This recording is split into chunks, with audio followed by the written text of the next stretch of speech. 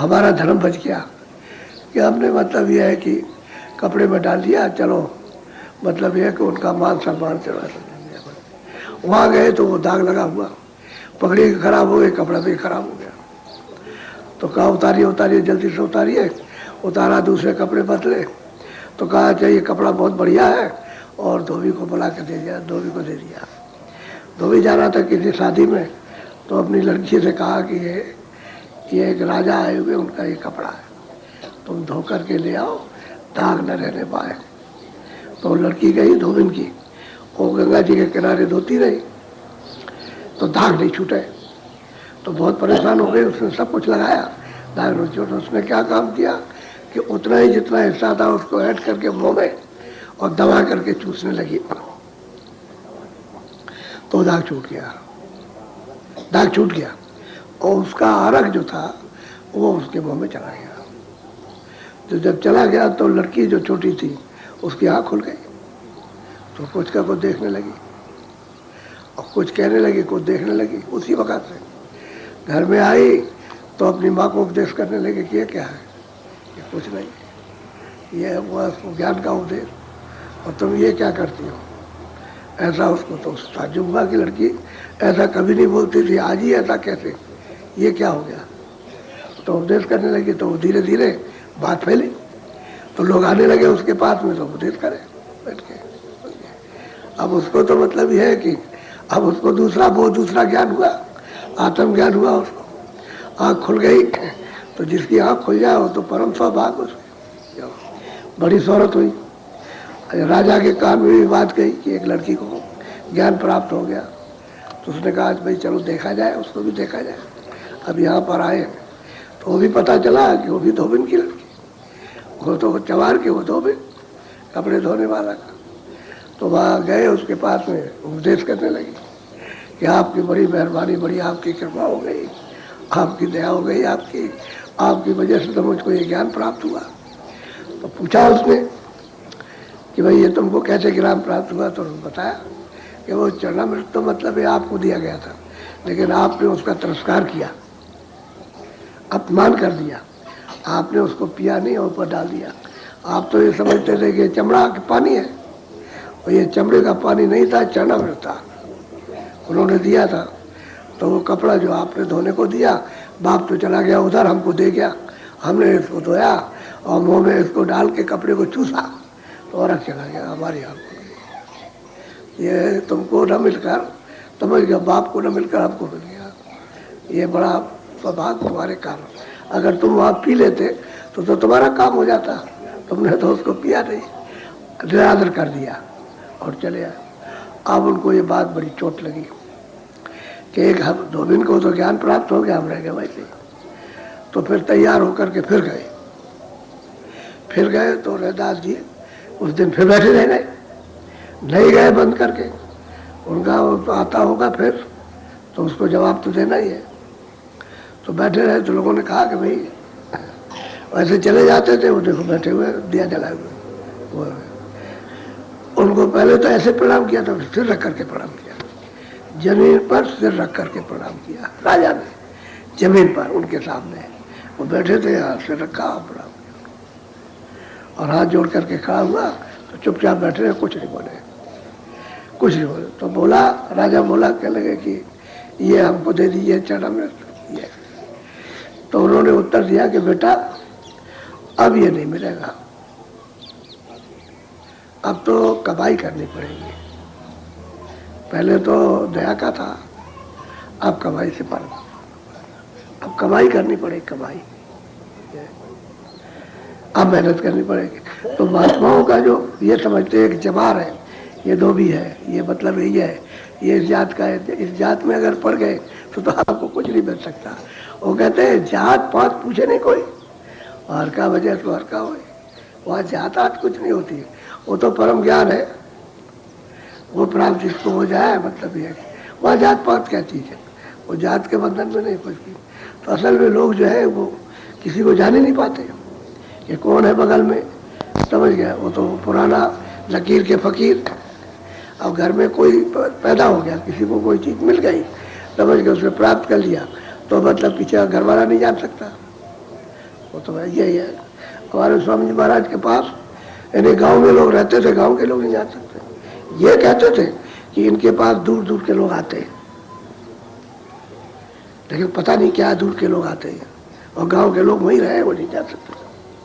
यानी मैं अपने गुरु जी महाराज की बात बताता हूँ कि उनके पास और लोग बाहर के आए, वहाँ आए, 2 दिन रहे, 4 दिन रहे, और रह करके सत्संग सुने, और मतलब ये सब हो और चले जाओ, और गांव के लोग कुछ नहीं जाने, वो अंधेरे में रह गए।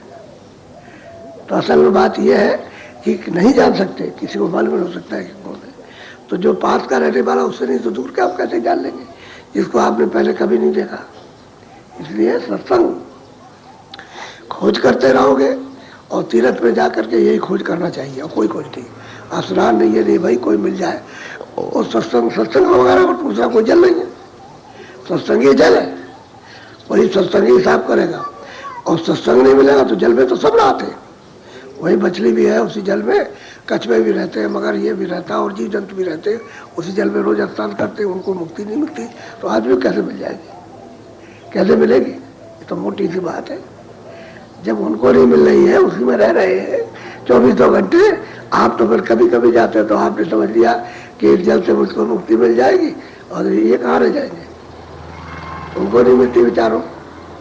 तो जल से नहीं, और महापुरुषों के पास जल है, उनके पास में अमृत जल है, उससे लोगों को मिलती, छुटकारा होता है। और सत्संग नहीं मिलेगा कुछ नहीं, चाहे कितने बार दौड़ के जाओ, अंधेरे में रहोगे, उजाला कभी होगा ही नहीं। और सत्संग मिल जाएगा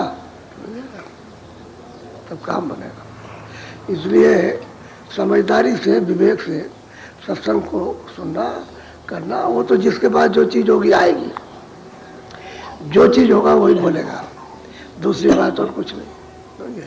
और जिधर जाता होगा उधर ही ले जाएगा, सीधी बात यह है। और जिधर नहीं जाता उधर कैसे बगैर अनजाने ले जाएगा। जो तो संसार में जो फंसाने वाले खुद फंसे उसी में फंसा देते, अब उसी में वो भी फंसे, उसी में आपको फंसे। और महापुरुष में लेंगे, कह लेंगे कुछ नहीं, छोड़ो इसको, ये कुछ नहीं है। तो पहले बहुत करते आए और बहुत किया, उसका कुछ फल नहीं मिला। ये रास्ता है, यहाँ से चलो ऊपर, आँखों के ऊपर से रास्ता जाता है, इन्हीं आँखों के ऊपर से रास्ता जाए, क्योंकि वहाँ सूरत बैठी है, उसी के ऊपर से जाता रास्ता, उसी रास्ते को पकड़ना। तो वहाँ उस रास्ते पर नाम आ रहा, आवाज़ आ रही है, बाजा बज रहा वहाँ ले जाने के लिए। उस बाजे को, उस नाम को, उस शब्द को, उस आवाज़ को सुनो, पकड़ो, चल पड़ो, तो जल ले जाने वाला। तो ले जाने के लिए रेलगाड़ी, नाम की रेलगाड़ी रखी है, उसमें सवार हो और चल देंगे वो। अब ये घट का भेद, अंतर का भेद कोई जानता नहीं, सब बाहर मुखी है। इंद्रियों के जाल में इंद्रियों का वही क्षणिक रस, यहाँ देख लो, वहाँ देख लो, बस ये खा लो, वो पी लो, और इसी में रहते हैं। बाकी बाहर अंदर का कुछ नहीं। बाहर मनोरंजन तो हो गया इंद्रियों का, लेकिन अंदर में जीवात्मा को, सूरत को कुछ भी नहीं मिला। बोलो।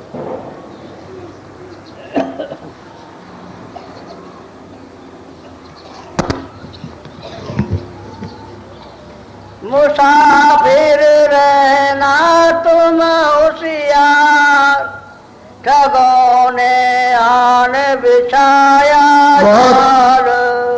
सबको प्यार से समझाते हैं, है मुसाफिर, तुमने घर छोड़ दिया है तो मुसाफिरी में हो।